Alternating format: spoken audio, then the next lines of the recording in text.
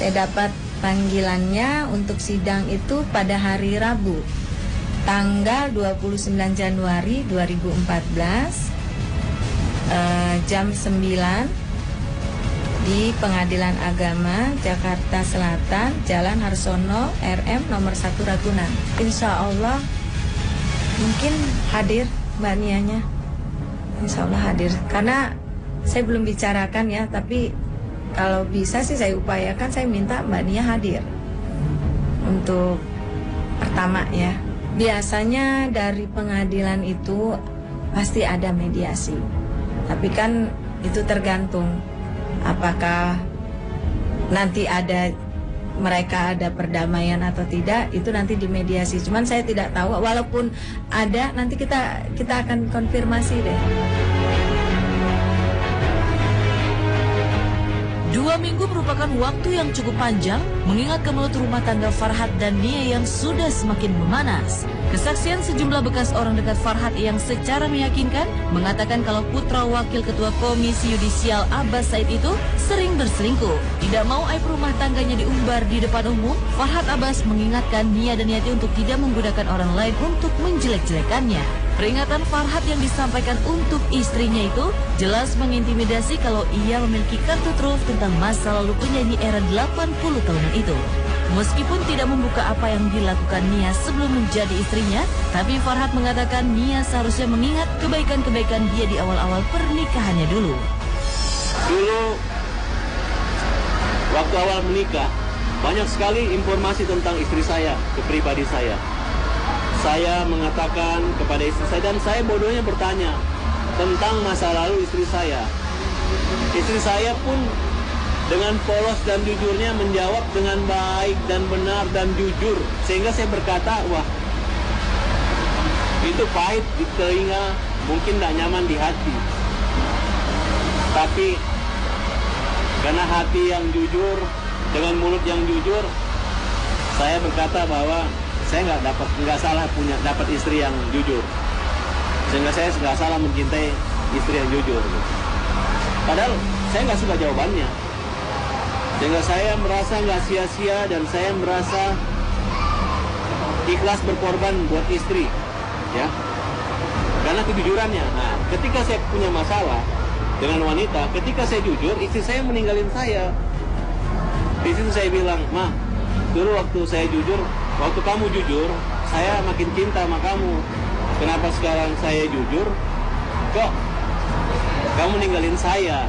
Akhirnya Nia ketawa. Akhirnya setiap ada satu kejujuran, jadi pernikahan itu kuat itu bukan gara-gara Nia kuat, bukan gara-gara saya hebat, tapi karena kami jujur.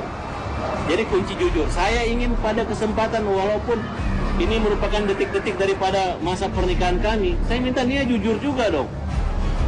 Kapan Farhat Abbas pernah membenturkan kepala Nia dan Yati ke tembok?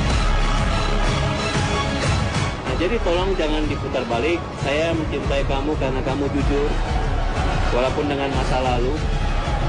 Kamu digelar punya 1000 hati. Mudah-mudahan bukan punya 1000 mulut. Ya. Kita punya masa lalu, kita punya masalah. Namanya keluarga harus saling menutup aib. Saya nggak pernah membuka aib kamu. Hanya saya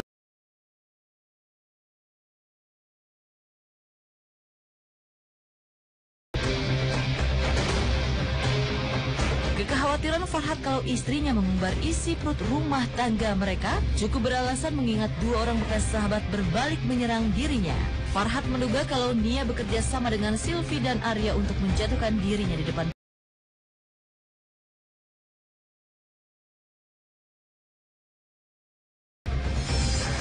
Saya mengalami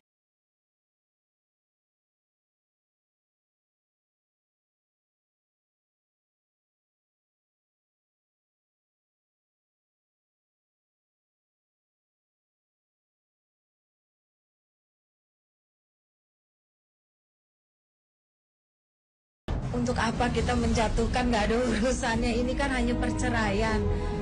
Apapun ceritanya Mbak Nia itu nggak pernah loh mau menjatuhkan atau apapun.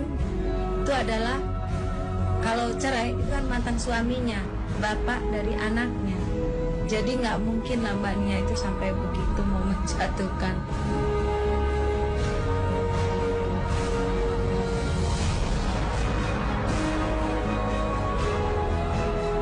Keinginan Farhad untuk menutup rapat permasalahan yang terjadi di dalam rumah tangganya merupakan hal yang wajar dan seharusnya dilakukan. Setidaknya agar persoalan itu cukup diketahui mereka berdua, atau paling tidak hanya dibuka di ruang sidang yang tertutup. Sebetulnya sih semua itu bisa didamaikan kalau masing-masing menguasai emosinya dan tidak menyalahgunakan rasionya, ya. Satu. Kedua, mau mengaku kesalahannya. Oh, kekurangan. Sebab dalam perkawinan ini tidak ada manusia yang sempurna, tidak ada. Baik suami maupun istri ada saja kekurangan, ada kelebihannya. Jadi kalau saya sudah menentukan ini suami saya meskipun banyak laki-laki lain yang lebih hebat, ini istri saya di samping banyak istri lain, wanita lain yang lebih hebat, ya saya sudah terima apa adanya. Karena manusia tidak ada yang sempurna. Dan kalau ada kekurangan, nah mari kita koreksi satu dengan yang lain. Kan ada toleransi. Nah kalau sampai sekian tahun, ya, hal-hal terjadi di luar kewajaran, nah ini kan tentu pertanyaan, apakah hanya itu saja ataukah sudah sebelumnya? Jadi berita perselingkuhan itu bisa memicu perceraian karena tentu diawali oleh sebelumnya gitu loh. Sebetulnya begini ya, suami istri itu kalau ada masalah jangan bicara kemana-mana, berkonsultasi gitu. Nah, nanti dicari. Kita lakukan analisa SWOT. Kekuatan keluarga saya di mana? Ekonominya bagus, bagus ya ekonominya. Kelemahan di mana? Nah, kelemahan misalnya pada suami yang sering tergoda wanita lain misalnya, atau pada istri apa kelemahannya. Nah ini diperbaiki dan masing-masing dilihat. Nah, kita bawa orang ketiga sebagai dalam ini dokter misalnya ya. Nah, nanti jelaskan ini dari sudut pandang ini begini, sudut pandang ini begitu. Kalau masing-masing mempertahankan sudut pandangnya sendiri kan nggak ketemu. Nah, lalu dicarikan way out-nya supaya ada opportunity. Oh, opportunity masa depan yang lebih baik. Ya, nah, diperbaiki kelemahan masing-masing itu ditutupi ya dengan baik dan kemudian apa ancamannya lagi. Nah, ancamannya misalnya kalau seorang suami selingkuh misalnya ya. Nah, ke resiko untuk selingkuh itu ditutup gitu loh supaya tidak terancam lagi. Saya bisa berulang gitu. Apalagi hidup di sini kan banyak godaan. Nah, begitu. Sebaiknya dikonsultasikan. Tapi kalau sudah masuk ke pengadilan, sudah masing-masing bawa pengacaranya ya susah.